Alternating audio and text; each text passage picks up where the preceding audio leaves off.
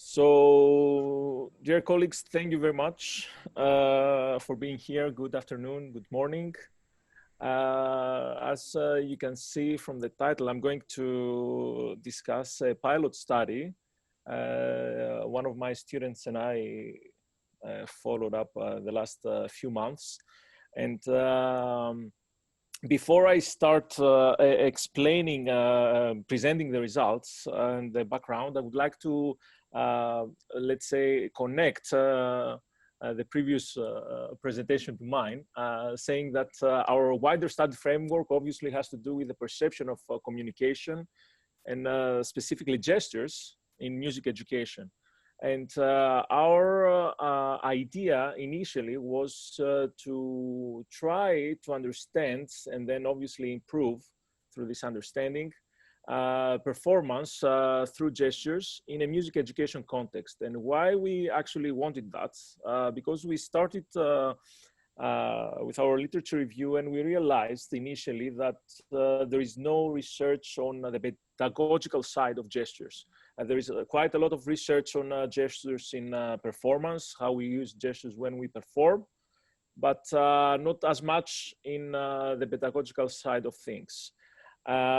We focus specifically on the piano teaching and learning setting because my co-author Marianthi is a piano teacher, and we focused on that so that we have a more, if I may say, detailed approach in our study. So a few things on communication and the gesture. I will explain more things on gestures later on. Some things Sabine has already explained them very well before me. I will try to summarize it quickly. So obviously we have the verbal and non-verbal communication. And we do know from research that non-verbal communication precedes verbal communication. And it can structure subsequent communication in itself. So basically it helps the way we understand the whole of our communication. Research on nonverbal communication can focus on body language, facial expression, gestures, postures, movements, and our physical appearance. And we do know that the nonverbal side of communication can carry messages and concepts.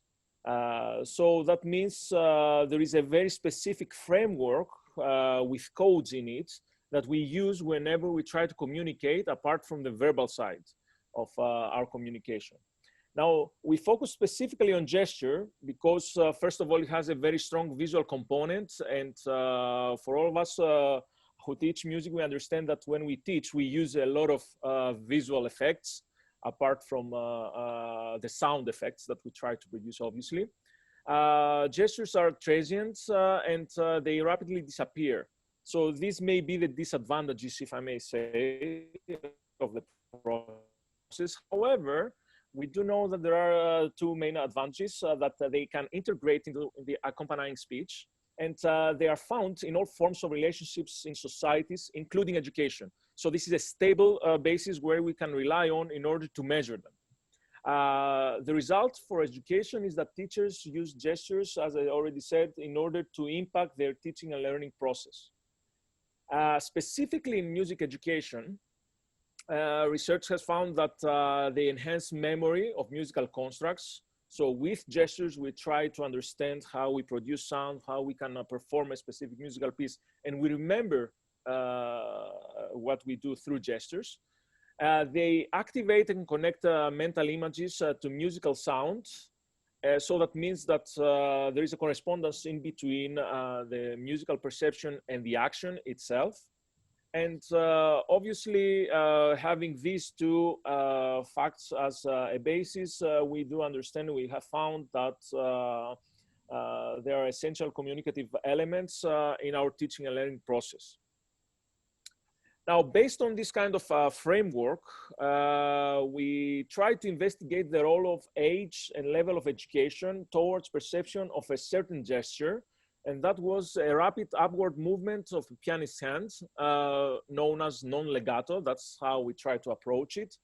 I would like to note here that we didn't approach our aim of investigation through the qualitative approach. So we try to understand in quantitative terms what is happening in our study. So basically, we didn't try to understand the quality of the gestures themselves. We try to understand how many times someone can see the specific gestures, appreciate them, and hopefully in our next steps in our research, we are going to expand on the quality.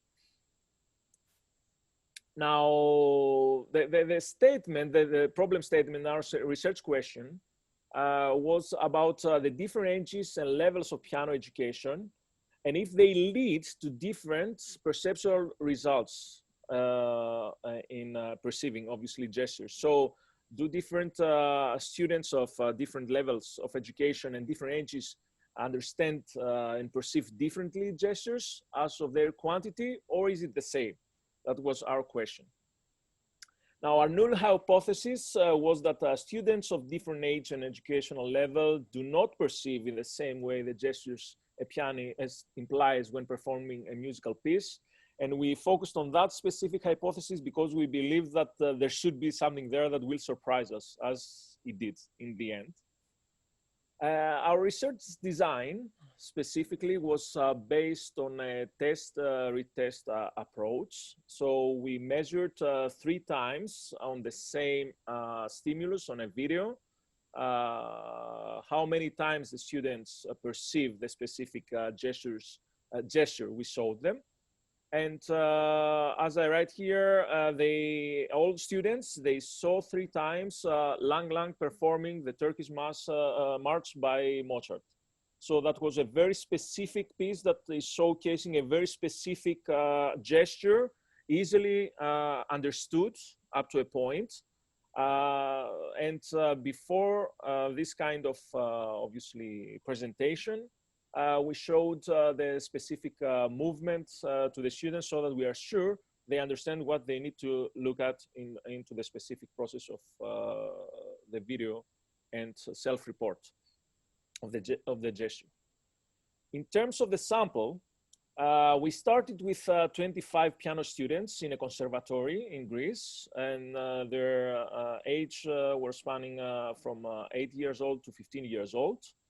However, we corrected the sample later on, and we reached and we used in our analysis 18 students only. And that was due to their prior experience. I will explain a bit more on that later on in the next few slides. We saw that there is a deviation on their scores in the first 2 years of training. So basically, we've seen many outliers coming out in the first 2 years of training, whereas this was not the case for the 2 years and up of this specific process. So, as I said, in terms of data collection, students were asked to self-report how many gestures they see in that specific video presentation. And the question was specific, how many times is there a rapid upward movement of the pianist's hands over the piano keys? And as I already said, that movement was demonstrated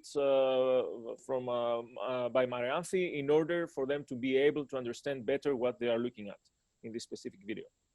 Now, in terms of results and our analysis, our question was referring first of all to the educational level.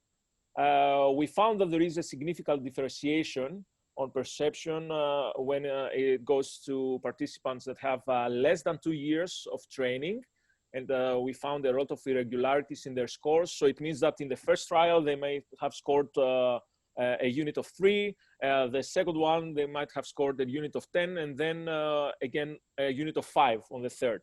So that was irregular, as was compared to the others who had more than 2 years of training. And that was that happened irrespectively of age. So we had students that they had training less than 2 years, and they were 5 years old, and they were 15 years old, and they had this kind of irregularities. And that what led us to define our participants into 18 rather than 25. After we realized this kind of significance differentiation as of the educational level, we moved on to the age, analyze the age and their perception. However, we couldn't focus on age itself because our sample was too small. That was a pilot study anyways. So we decided to use age groups according to Piaget's theory of cognitive growth. So we segregated the two groups in between 8 to 11 years old and 12 to 15 years old so that we can produce the comparisons and use the statistical models. Now, in terms of the trials, we performed and the data we collected, as you can see, first of all here, the average was not that, it was fluctuating a bit. And that led us to follow an intra-class correlation between the trials, which gave us a quite high number, 0.82. So that meant that the whole idea of producing the measurements in the three trials went quite well, despite the fluctuation on the average on each individual score of the students. Now, surprisingly, the mean of each trial was more or less the same for each one of the trials, and that's what started bringing us, the idea of we will find something that will be significant in our research here, even with the 18 students. So we searched for the normal distribution of responses, and for the first trial, unfortunately, was not normally distributed. That was not the case for the second and third trial. As you can see also from the QQ plots, we had quite a few outliers in the first one, not that many in the second and the third trial. So based on this kind of findings on our descriptive statistics, we followed a non-parametric test approach in order to understand how age impacts perception of the specific gesture. In terms of the in-between trials for each participant measurement, we used the Friedman's ANOVA to control for statistical significant differentiation. And we found that there is no statistical significant differentiation in between the trials for each participant. So it meant that these 18 participants, they realized and they perceived the gestures in a homogeneous way along the three trials. And then when we tried to control for age groups on the specific trials and participants, obviously, we realized that, again, there is no statistical significant differentiation between the age groups. So the two groups we decided to focus on, despite having different educational levels, despite having a fluctuating average, showed that there is no significant differentiation as of their age. Always above the 2 years of training, as I said in the very beginning. To conclude with these preliminary results, I have already said that there is educational level when we refer to 2 years of training and less, plays a role in how we understand gestures or the specific gesture in this specific context. And there might be a situation where someone might say this gesture is easy to understand. We would like, as I said, that was a pilot study. We would like to understand, first of all, if there is an effect as of perception and gesture. That's why we chose a gesture that it's not very difficult to perceive due to the different educational level span we used. But then again, we saw that there is the significance differentiation for the first 2 years of training. Above the 2 years of training, obviously there was no significant differentiations for the specific gesture. And what was very interesting to see was that most of the students, they improved their perception from the second to the third trial, but not from the first to the second trial. Now, what this means in terms of pedagogical application We still try to understand.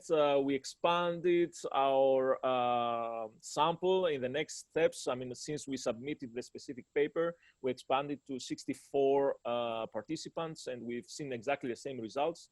We assume that it takes some time for them to focus on the specific gesture, but that might be inhibition, or it might be something that has to do with focusing and paying attention. And obviously, based on this kind of data, we found we now feel more confident to follow up a qualitative control on the gestures, because our initial idea was to understand, as I said, how we can improve pedagogical features in that specific setting. But we realized that without knowing the cognitive load that we can have in this specific setting of classical of piano teaching and learning process, we cannot really understand what is the quality of the gestures the students understand in order to improve their performance. That is all. I don't know if I have more minutes. I hope I'm in the time assigned. Thank you very much. And I'm open for questions.